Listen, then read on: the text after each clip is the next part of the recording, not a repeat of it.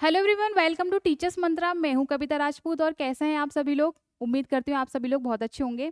देखिए, हमारा जो बैच चल रहा है सीटेट का, ये चल रहा है अभ्यास 2.0। ठीक है, इससे पहली क्लास में हमने डिस्कस किया था सीटेट 2018 में जो पेडागोजी के क्वेश्चंस आए थे। और आज जो हम क्लास में डिस्कस करेंगे वो डिस्कस करेंगे 2018 के कंटेंट वाले क्वेश्चंस। ठीक है, तो आइए बिना टाइम वेस्ट किए स्टार्ट करते हैं one by one. The first question जो है हमारा, वो पूछा गया है कि 2/3 और 4/5 की वैल्यू क्या होगी। ठीक है, इसका मान पूछा है, दो भिन्न दी गई हैं, आपको उनको जोड़ना है। तो आइए शुरू करते हैं। देखिए, हमें इनको जोड़ने के लिए क्या करना पड़ेगा, पहले 3 और 5 का एलसीएम लेना पड़ेगा। तो 3 और 5 का जब हम एलसीएम लेंगे तो वो आता है 15। 15 आया कैसे, देखिए इधर स्टार्ट करते हैं। 3 और 5 का आपको एलसीएम लेना है, तो हम इसको काटेंगे, काटना शुरू करेंगे। 3 1 जा 3, 5, देन 5 से कट करेंगे, 5 1 जा 5। तो 3 गुणा 5 क्या है, इसका एलसीएम 15। ठीक है, अब देखिए भिन्न में बच्चे कंफ्यूज कहाँ होते हैं कि किस से भाग देना है और किसके साथ गुणा करनी है। तो देखिए जो भिन्न में जो नीचे वाला है हर, ये हर है ना 3, इससे भाग देंगे, और जो अंश है इससे करते हैं गुणा। तो देखिए शुरू करते हैं 3 से, जब हम 15 में भाग देते हैं तो कितनी बार जाएगा, 3 पंजे 15, 5 बार गया। 5 की मल्टीप्लाई करेंगे किसके साथ, 2 के साथ, तो कितना बनेगा, 5 दूनी 10। फिर आगे देखते हैं, 5 का जब हम भाग देंगे 15 में तो कितनी बार जाएगा, 5 तिया 15, 3 बार। 3 की गुणा करेंगे 4 में, 4 तिया 12। ठीक है, अब आगे चलते हैं। देखिए 10 और 12 को जब आप ऐड करोगे, जोड़ोगे, तो ये बनेगा 22, नीचे है 15, यानी कि 22/15।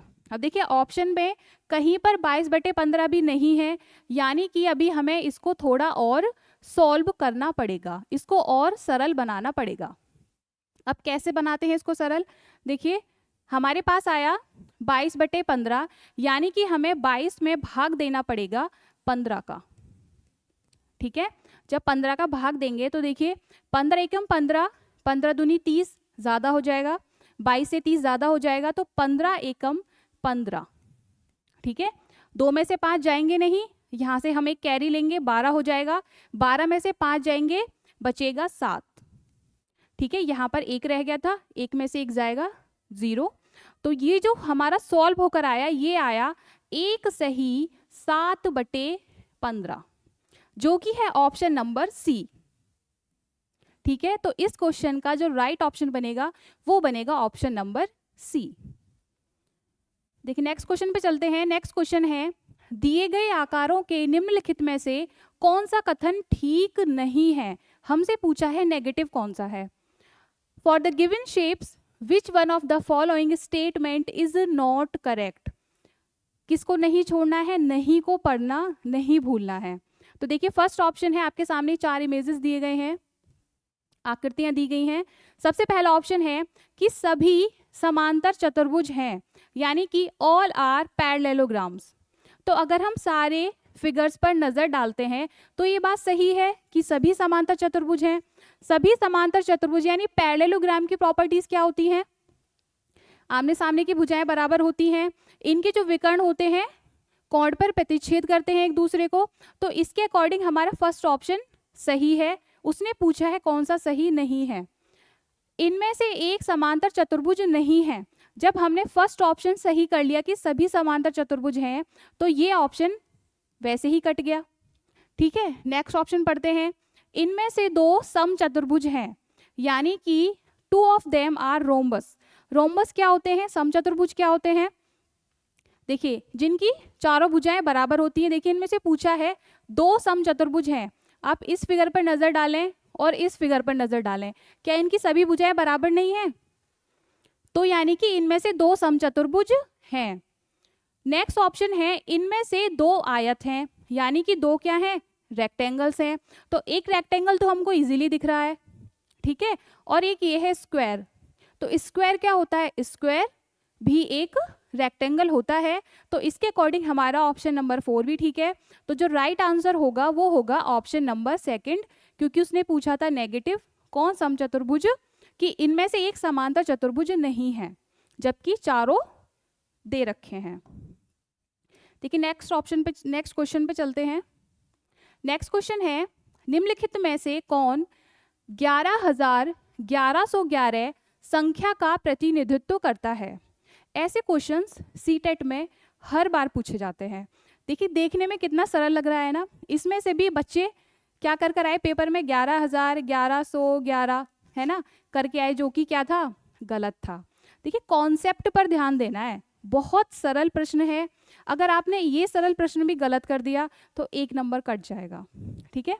देखिए 11,1111 जब आप एकदम पढ़ के इसको नहीं कर सकते तो हमें क्या करना चाहिए, देखो बेसिक से करना चाहिए, 1 बाय 1 पढ़ेंगे। देखिए 11,000, सबसे पहले आप 11,000 लिख लीजिए, 11,000। फिर उसने पूछा है 1100, यानी कि फिर हमें 1100 लिख लीजिए। फिर उसने बोला है 11, यानी कि 11,1111, इन सबको जोड़ दीजिए तो ये आएगा 1 1 1 1 और 1 2 और ये 1, यानी कि इसका ऑप्शन जो होगा वो होगा ऑप्शन नंबर 2, जो कि सही है। बच्चों ने जल्दबाजी में पेपर में 11,1100 को ये ऑप्शन टिक कर दिया था, जो कि गलत है। इसका जो राइट ऑप्शन होगा वो होगा ऑप्शन नंबर 2। नेक्स्ट क्वेश्चन पे चलते हैं। बिंदु ए और बी नीचे दिखाई गई रेखा पर संख्याओं का प्रतिनिधित्व करते हैं। आपको ये इस तरीके से एक संख्या रेखा पर कुछ संख्या दिखाई गई है, ठीक है, उनका प्रतिनिधित्व करते हैं। हमसे पूछा है बिंदु ए और बी के बीच की दूरी कितनी होगी। क्या पूछी है, उसने पूछी है the distance between the points A and B. देखिए सबसे पहले क्या करते हैं इसमें, देखिए सबसे पहले हम शुरू करेंगे यहाँ से, इस पॉइंट से। अगर हम यहाँ से यहाँ तक की दूरी निकालें, ठीक है, अभी हम ए से बी के बीच की दूरी नहीं काउंट कर रहे हैं, हम सबसे पहले यहाँ से और इस पॉइंट के बीच की दूरी निकालना शुरू करते हैं। तो देखिए बिंदुओं को गिनिए, 1 2 3 4 5 6 7, ठीक है, 7 बिंदु हैं। यानी कि अगर हम बात करें 7 यूनिट की, 7 यूनिट की वैल्यू कैसे निकाल सकते हैं। देखिए यहाँ से यहाँ तक दूरी है 3900, शुरू हुई थी 2500 से, तो हमें क्या करना पड़ेगा, 3900 में से 2500 को माइनस करना पड़ेगा, 39,000, 39,000 में से 25,000 को माइनस करना पड़ेगा, तो कितना बनेगा, देखिए 0 0 0, 9 में से 5 गया 4, 3 में से 2 गया 1, यानी कि 14,000। यानी कि 7 यूनिट की जो वैल्यू आई हमारे पास, 7 यूनिट की जो वैल्यू है वो आई है 14,000, ठीक है। अब हमसे पूछा है ए और बी के बीच की दूरी कितनी है, तो हम क्या करेंगे, ए और बी के बीच के पॉइंट्स को पहले गिन लेते हैं। देखिए शुरू करते हैं, हम बात करेंगे ए से और बी तक की। तो देखिए 1 2 3 4 5 6 7 8 9 10 और 1 11, कितने पॉइंट्स बने, 11। तो 7 यूनिट की है 14, तो 1 यूनिट की कितनी बनेगी, 7 दूनी 14, भाग करेंगे ना 14,000 में 7 से भाग देंगे तो बनेगा 7 दूनी 14, 2,000। और हमसे पूछी है 11 यूनिट की वैल्यू, तो जब 11 यूनिट हमें पता करना होगा तो क्या करेंगे, 2000 में मल्टीप्लाई करेंगे, कितने का, 11 का। तो ये आंसर बनेगा 11 दूनी 22,000। तो इसका जो राइट ऑप्शन होगा वो होगा ऑप्शन नंबर डी, 22,000 इकाइयाँ, ठीक है। बहुत बेसिक सा क्वेश्चन था। हमको क्या पूछा था, ए और बी के बीच की डिस्टेंस पूछी थी, जो कि हमने कैलकुलेट कर ली। देखिए नेक्स्ट क्वेश्चन है, 3 सही 1/4 किलोग्राम चीनी से 1/16 है, ये 1/16 केजी चीनी के कितने पैकेट बनाए जा सकते हैं। कितने पैकेट बनाए जा सकते हैं? सबसे पहले हमें दी गई है, कितनी चीनी दी गई है? 3 सही 1/4। इसको थोड़ा सरल करके लिखते हैं। कैसे सरल करेंगे? 3 चौक 12, 12 में 1 जोड़ेंगे 13, 13/4। इतने किलो चीनी में से कितने के 1/16 kg चीनी के कितने पैकेट बनाए जा सकते हैं? तो इसको लिखेंगे 1/16। जब इस फ्रैक्शन को हम लिखेंगे तो ये जो नीचे वाला फ्रैक्शन है ये चला जाएगा ऊपर, तो ये बनेगा 13/4, ये 1 नीचे रहेगा, 16 चला जाएगा ऊपर। ठीक है, ये पता है ना, 13/4 जब भाग बटे लगता है इसमें नीचे, तो ये जो नीचे वाला फ्रैक्शन है, ये जो नीचे वाला है ये ऊपर चला जाता है, इधर मल्टीप्लाई में आ जाता है, गुणा होके, यानी कि पलट जाता है। तो देखिए 4 चौक 16 और 13 चौका कितने होते हैं? 52। तो जो इसका फर्स्ट ऑप्शन है वो बिल्कुल सही होगा, 13 चौका 52, यानी कि कितने पैकेट बनाए जा सकते हैं? 52 पैकेट्स। नेक्स्ट क्वेश्चन चलते हैं। देखिए हरीश 18:40 बजे अपनी यात्रा शुरू की और 22:20 बजे समाप्त की। यात्रा पूरा करने में लिया गया समय कितना है? ठीक है, Harish started his journey at 1840 and finished at 22:20। The time taken in completing this journey is. देखिए कुछ बच्चों को ना ये समझ में नहीं आता ये 18:40 कितने बजे हैं या फिर ये 22:20 कितने बजे हैं। देखिए ये बेसिकली क्या होता है, देखिए आप सभी लोगों ने देखा होगा ना फ़ोन में, जब आप लोग टाइम की सेटिंग करते हैं तो 2 ऑप्शन आते हैं। एक वो आता है 12 आवर्स फॉर्मेट और एक आता है 24 आवर्स फॉर्मेट। ये क्या होता है?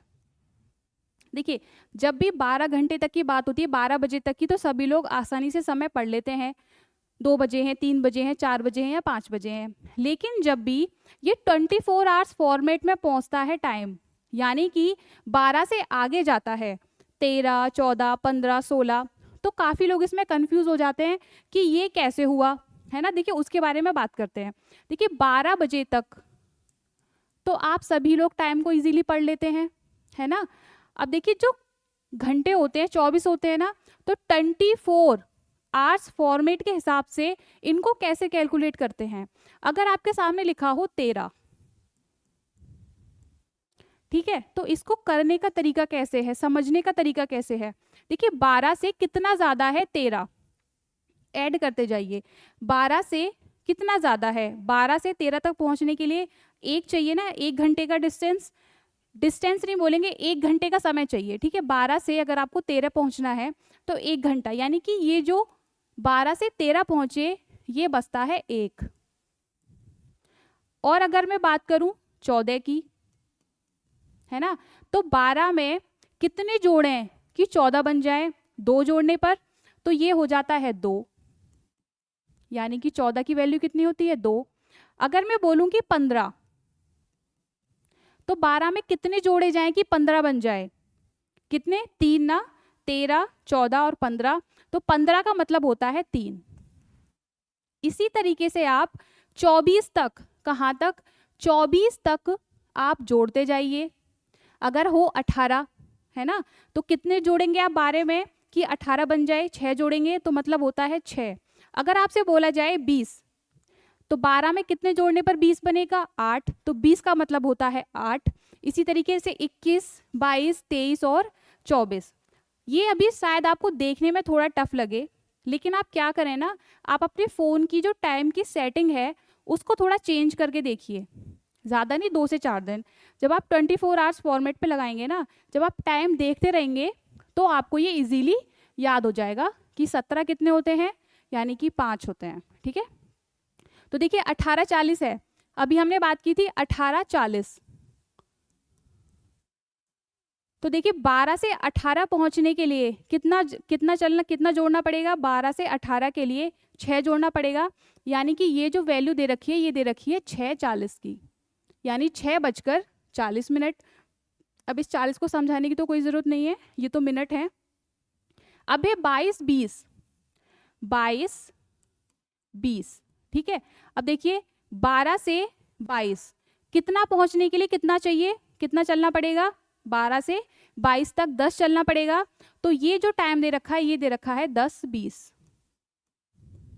आई होप अब आप इस चीज़ को समझ पाएंगे कि कैसे हमको करना है।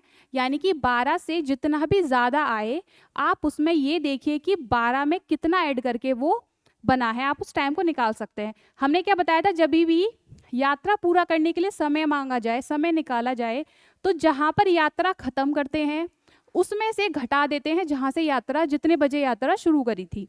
तो देखिए हमारे पास है 22, 20, उसमें से माइनस करना है 18, 40, क्योंकि 18:40 पर उसने शुरू की है हरीश ने यात्रा और 22:20 पर ख़त्म की है। अब देखिए 20 में से 40 तो जा नहीं सकता। इससे पहले क्लास में जब हमने कंटेंट डिस्कस किया था तो हमने उसमें भी ये बात बताई थी कि जब इस तरीके से ये नहीं घटाया जा सकता तो हम क्या करते हैं, इधर से 1 घंटा, कितना, 1 घंटा ट्रांसफ़र करते हैं। 1 घंटे में कितने मिनट होती हैं, 60। तो यहाँ पर क्योंकि ये मिनट है तो इसके साथ हम 60 ऐड करेंगे। तो देखिए सबसे पहले अगर हम 20 में 60 मिनट ऐड करते हैं तो कितनी बन जाती हैं, 80 मिनट, 80 मिनट बन जाएंगे ना।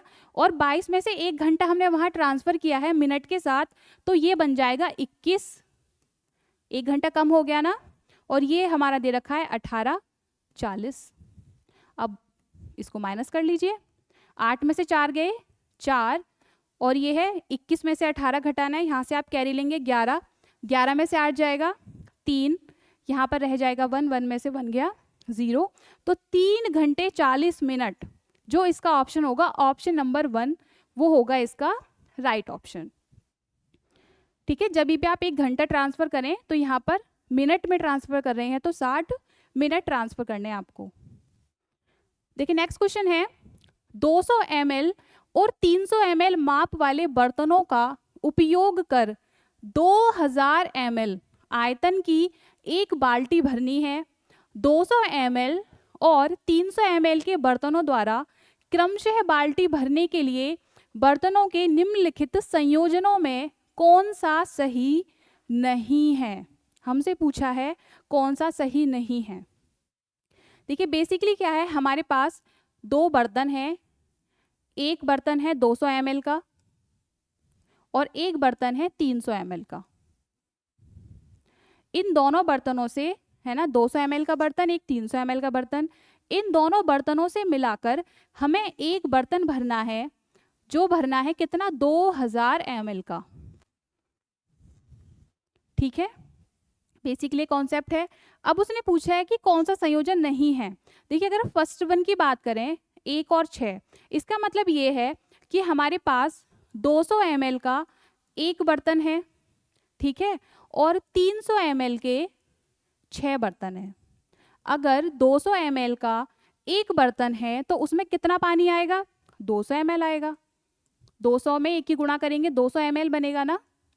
और 300 ml के हैं 6 बर्तन, आपके पास 6 बर्तन हैं और उस हर एक बर्तन में 300 ml पानी है, तो टोटल कितना पानी बनेगा, ये बनेगा 1800 ml।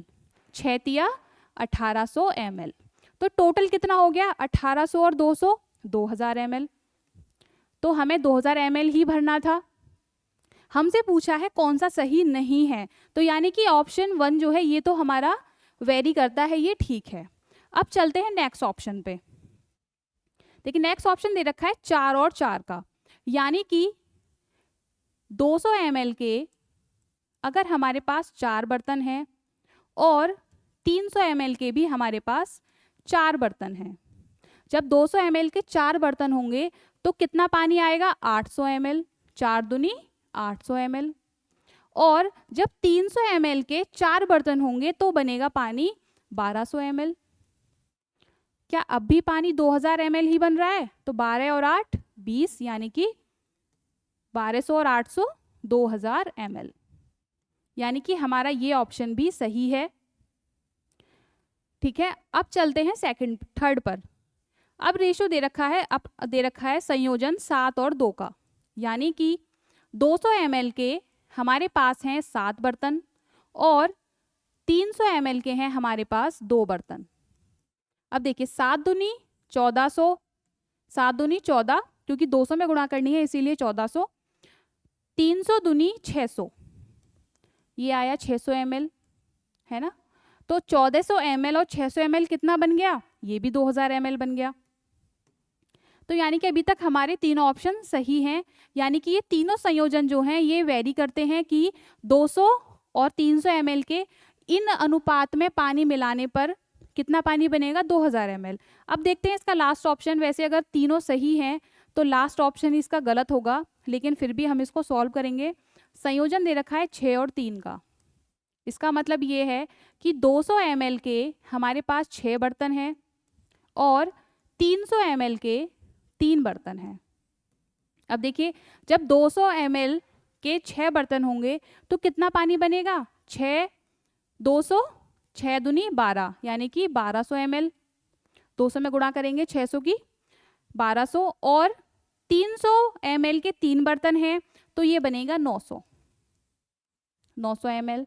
अब देखिए क्या 1200 और 900 ml मिलकर 2000 ml पानी बना रहे हैं, नहीं, ये बना रहे हैं 2100 ml, और हमें चाहिए था 2000।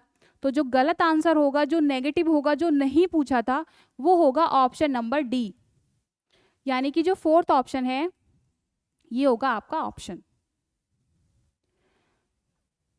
देखिए हमको ये सारे ऑप्शन इसीलिए सॉल्व करके देखने पड़े क्योंकि हमारा ऑप्शन जो था वो फोर्थ था, है ना। अगर फर्स्ट में मिल जाता तो भी कोई बात नहीं थी, लेकिन फिर भी हमने एक एक करके सारे सॉल्व करके देख लिए। देखिए नेक्स्ट क्वेश्चन पे चलते हैं। निम्न में से 7.1, क्वेश्चन दिया है 7.1 गुणा 3.85 बटे 9.09, ये पॉइंट है, ठीक है, दशमलव का सबसे अच्छा अनुपात कौन सा है। देखिए जब भी इस पॉइंट के बारे में, जब भी 0.5 हो या 0.5 से कम हो तो वो संख्या वही रहती है जो पॉइंट से पहले दे रखी होगी, दशमलव से पहले दे रखी होगी। मान लीजिए यहाँ 4 है तो 4 ही रहेगी, 3 है मान लीजिए तो वो 3 ही रहेगी, अगर 6 है तो वो 6 ही रहती है। अगर ये पॉइंट के बाद 5 से ज़्यादा हो जाए, मान लीजिए 6 हो जाए, 7 हो जाए, या 8 हो जाए, 9 हो जाए, तो क्या होता है, जो दशमलव से पहले वाला नंबर होता है उसमें कर देते हैं +1, ठीक है। जब दशमलव के बाद अगर 5 हो या 5 से कम हो तो दशमलव से पहले वाली संख्या तो वही रहती है जो उसमें दे रखी हो, लेकिन अगर ये दशमलव के बाद वाली संख्या 5 से ज़्यादा हो तो दशमलव से पहले वाली संख्या में क्या कर देते हैं, +1 कर देते हैं। देखिए इसको यहाँ समझते हैं। 7.1, देखिए दशमलव के बाद देखिए क्या ये 5 से बड़ा है, नहीं, छोटा है। तो हमने क्या बताया था, दशमलव अगर दशमलव के बाद 5 हो या 5 से छोटा हो तो वही संख्या रहती है, यानी कि ये तो रहेगी 7 गुणा। अब देखिए दशमलव के बाद दे रखा है 8, यानी कि 5 से बड़ा है। तो हमने क्या बताया था, जब दशमलव के बाद 5 से बड़ा हो तो क्या करेंगे, इसमें +1 करेंगे। तो 3 में जब +1 करेंगे तो ये बन जाएगा 4। और देखिए 9.0, अब ये 0 5 से छोटा है तो इसमें क्या रहेगा, 9। कितना सरल क्वेश्चन था, बस यही पूछा था इसको सबसे अच्छा अनुपात कौन सा होगा, तो 7 गुणा 4/9, 7 गुणा 4/9, यानी कि ऑप्शन नंबर 2 क्या होगा, इसका राइट आंसर होगा। देखिए नेक्स्ट क्वेश्चन चलते हैं। यदि ग्रिड में एक छोटा वर्ग 4 वर्ग इकाइयों का है तो ग्रिड पर बनाए गए आयत का परिमाप पूछा है।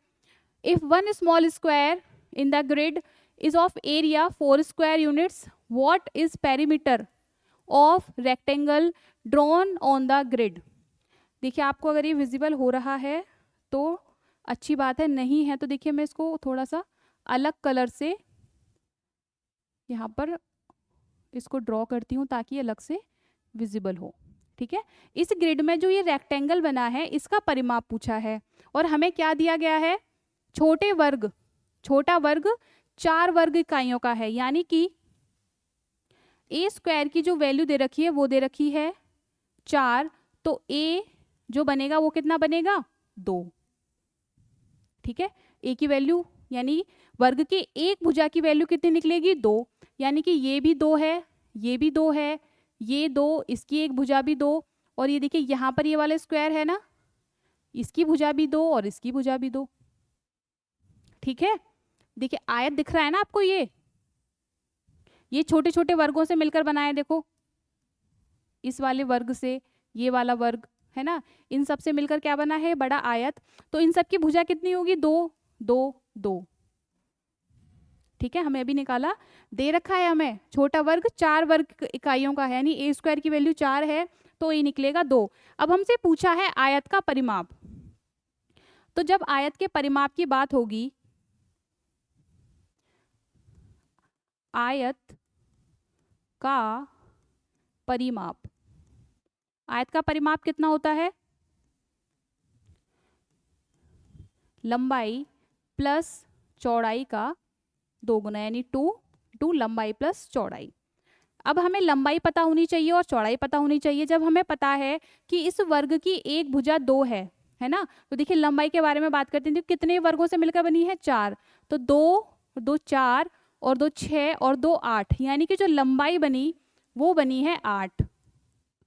और अगर चौड़ाई की बात करें तो चौड़ाई कितनी है, देखिए ये रहा एक वर्ग ये है ना और एक वर्ग ये, तो 2 और 2 4, तो लंबाई इसकी 8 बनी और चौड़ाई बनी 4।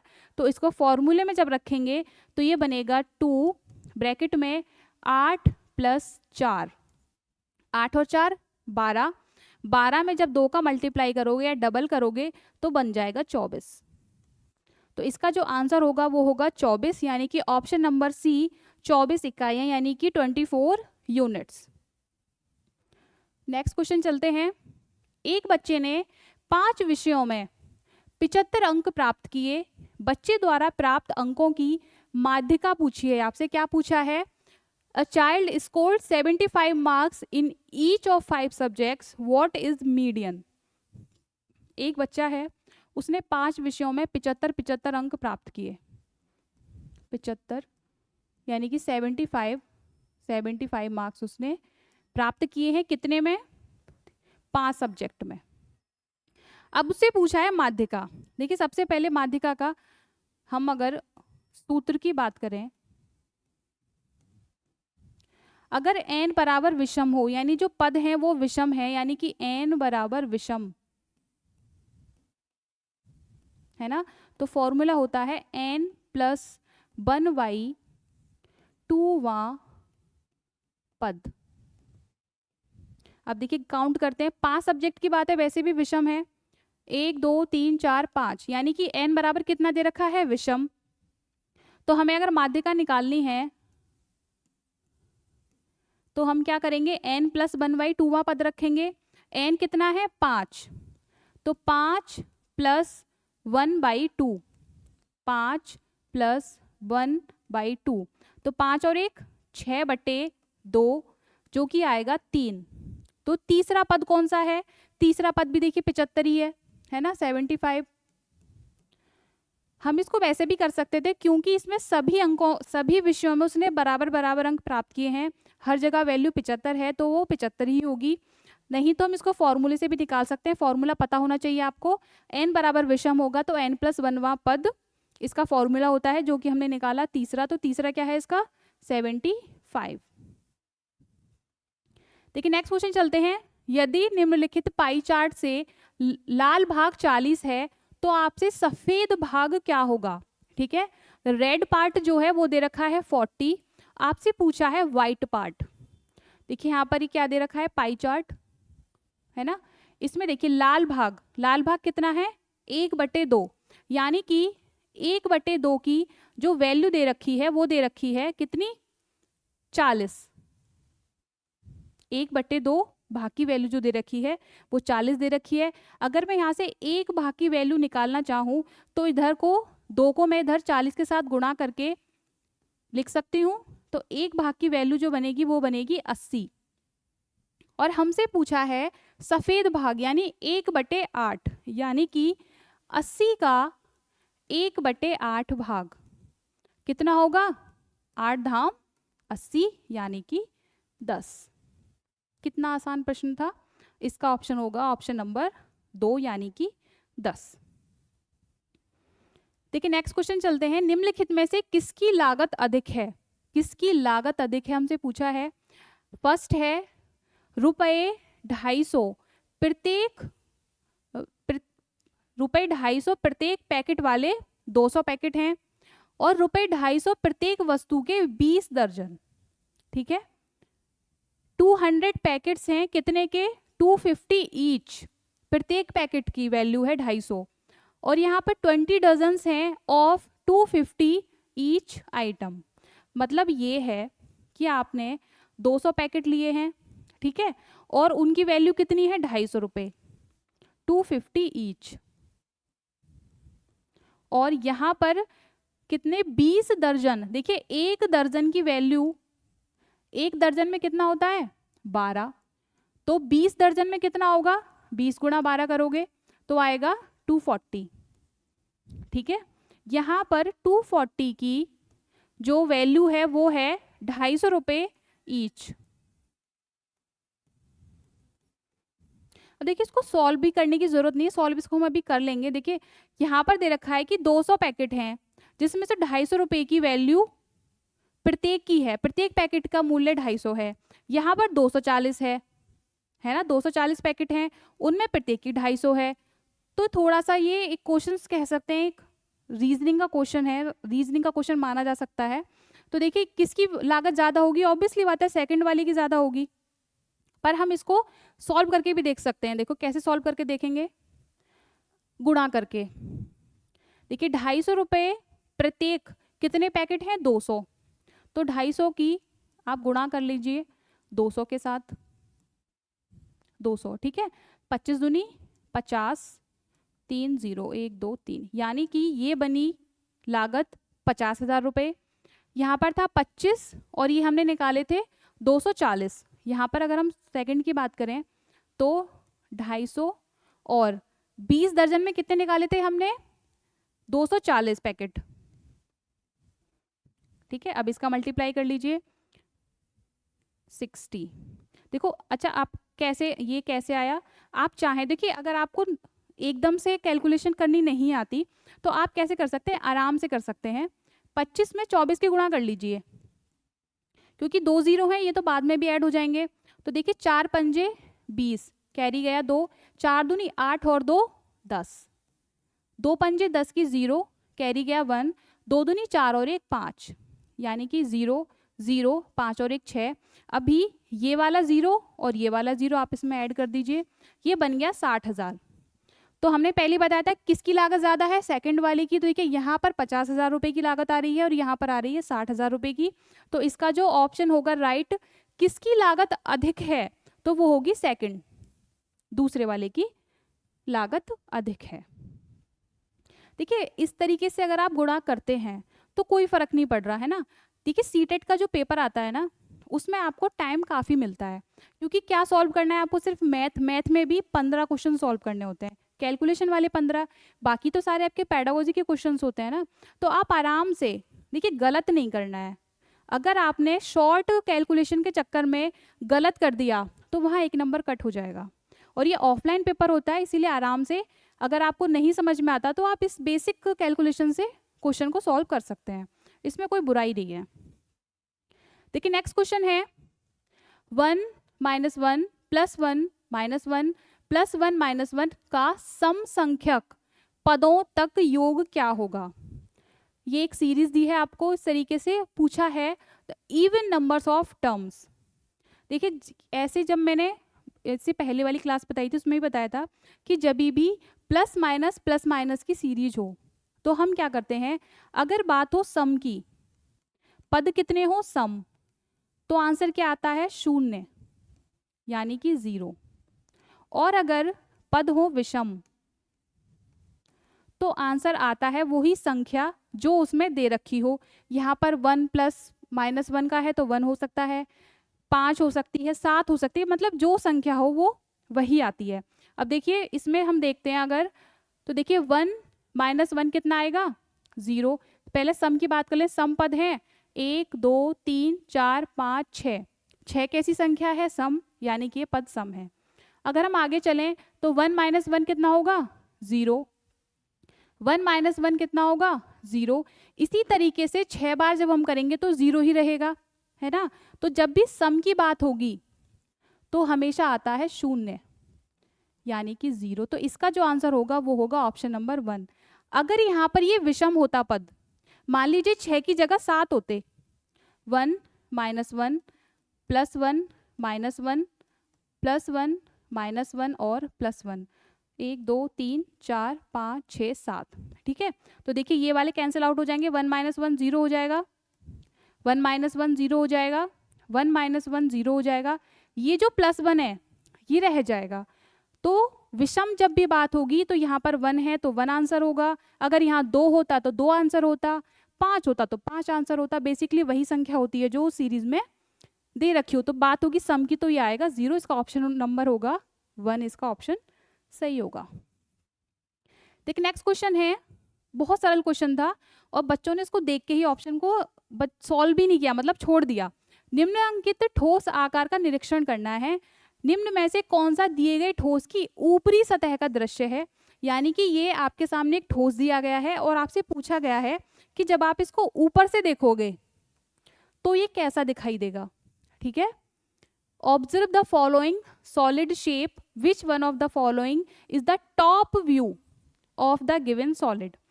देखिए जब आप इसको ऊपर की साइड से देखोगे तो क्या, देखिए इस साइड से हम देख रहे हैं तो ये कुछ इस तरीके से दिख रहा है ना, यहाँ से इस तरीके से। लेकिन जब हम इसको सपोज दैट आप इसको नीचे रख देते हैं, अब अगर आप इसको ऊपर से देखोगे ना तो ये आपको प्लेन दिखाई देगा, बिल्कुल कैसा दिखाई देगा? बिल्कुल प्लेन। और अगर देखिए अगर ऑप्शन की बात करें, देखिए यहाँ पर कितने ब्लॉक्स हैं? देखिए 1 2 3 और 4 हैं, तो ऊपर से देखने पर आपको 4 ही दिखाई देंगे, 5 तो दिखाई नहीं देंगे और ना ही 3 दिखाई देंगे।